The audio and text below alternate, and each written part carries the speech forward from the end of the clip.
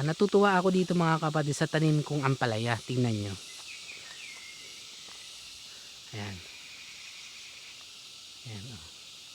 Kunti pa lang yung gapang niya dun sa nilagay nating balag dito, no, na sanga ng kahoy.